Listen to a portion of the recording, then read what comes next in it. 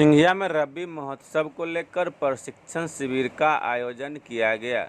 बिहार के समस्तीपुर जिले के सिंघिया प्रखंड स्थित किसान भवन के प्रांगण में आज गुरुवार के दिन रबी महोत्सव को लेकर एक दिवसीय प्रशिक्षण कार्यक्रम का आयोजन किया गया, जिसमें लादा फॉर्म के वैज्ञानिकों ने उपस्थित किसानों को जागरूक करने का काम किया है कि किसानों को किस तरह से खेती करनी चाहिए।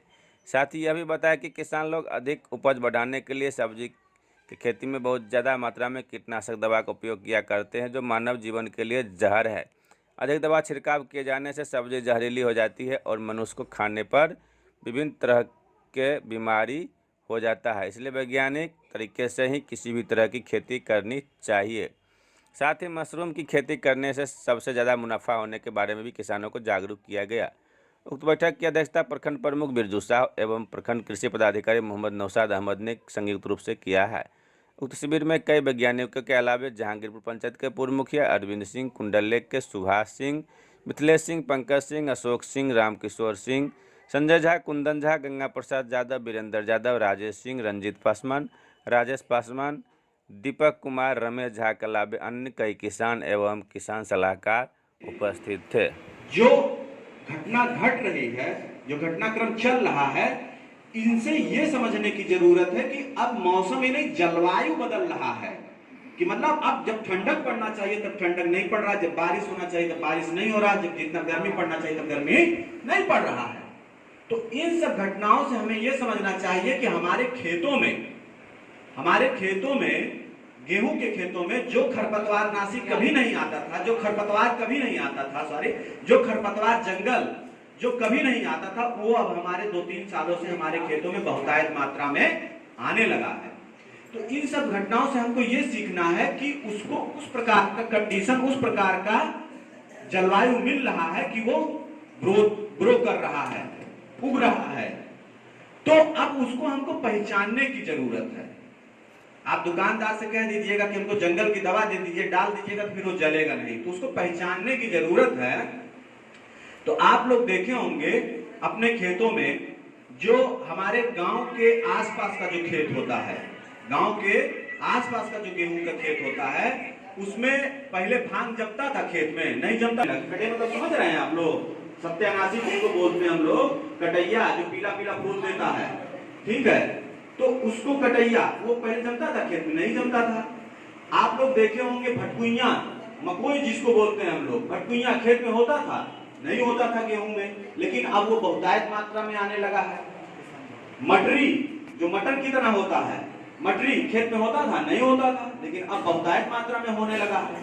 तो इस सबसे क्या है संकेत कि ये उसको उस प्रकार का जलवायु मिल रहा है और वो उग जा रहा है। और सीधी सी बात हमको ये समझना है कि खरपतवार जो होता है वो कई वर्षों तक, मतलब 10 साल, 20 साल, 30 साल, 40 साल, कई वर्षों तक हमारे खेतों में, मिट्टी में, बीज में पड़ा रहता है और उसके बाद वो उगता है। जब उसको मौसम मिलेगा, 30 साल बाद, 40 साल बाद भी अगर उसको उस प्रकार का कंडीशन मिला, तब उसका जमाव होगा। तो अब आपको ये समझना है कि खरपतवार पहचान करके हमको खरपतवारनाशी का, रासायनिक दवाओं का इस्तेमाल अपने खेतों में करना चाहिए। तो जो गांव के आसपास का खेत है, इसमें कटैया बहुत ज्यादा मात्रा में आ जाता है गेहूं की फसलों में। तो किसान भाई हमारे दुकानदार से कहते हैं कि 2,4-D दे दीजिए या दवा दे दीजिए, खरपतवार जंगल जलाना। तो लाते हैं, डालते हैं, तो कटैया पर असर पड़ेगा, थोड़ा पत्ता उत्ता झुलसेगा, उसके बाद फिर वो स्टैंड कर जाता है, खड़ा हो जाता है और वो फिर ग्रो कर जाता है, फिर बढ़ने लगता है। फिर जब हम लोग गेहूं काटते हैं तो हाथ में भी चुभता है पकड़ने में। तो उससे बचने के लिए दुकानदार से हमको कहना है, कटैया का अगर हमको रोकथाम करना है, उसको जलाना है, तो दुकानदार से हम एमाइन साल्ट 58% का 2,4-D हमको चाहिए, तब कटैया जलेगा। 2 ml पर लीटर पानी के रेशियो करना है। तो मैडम समझाएगा थोड़ा सा मशरूम के बारे में और पोषण बार के बारे में बता, आप चले जाइए, आपको बताते हैं। डॉक्टर अमृता, बीज विज्ञान की वैज्ञानिक कृषि विज्ञान केंद्र में। तो हम लोग अभी जैसे बदलती मौसम और जो हमारी महंगाई बढ़ते जा रही है, तो हम लोग खेती पे सिर्फ आश्रित नहीं हो सकते। तो हम लोग मशरूम की खेती, जो घर बैठे घर में ही हम लोग खेती करते हैं, किस तरह से करेंगे, किस तरह से मुनाफा होगी, वो कृषि विज्ञान केंद्र में एक प्रशिक्षण दिया जाता है, 4 दिवसीय प्रशिक्षण।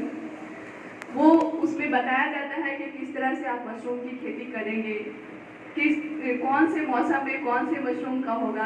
पहले मशरूम क्या होता था कि ठंड के मौसम में सिर्फ किया जाता था, अब है सालों भर खेती करते हैं। तो कौन से मशरूम होती है जो हम लोग कौन से टाइम में करेंगे, किस मौसम में कौन से टाइप का मशरूम लगाएंगे। ऐसे हम लोग अभी बिहार में ज़्यादातर 3 तरह का मशरूम पे ही फोकस कर रहे हैं। एक ऑयस्टर है जिसको ढींगरी मशरूम बोलते हैं, ऑयस्टर मशरूम, और जो कि ये ठंड की मौसम में लगता है। अभी स्टार्ट होने वाला है, अभी लगाने का टाइम स्टार्ट हो गया है, ये मार्च तक चलेगा।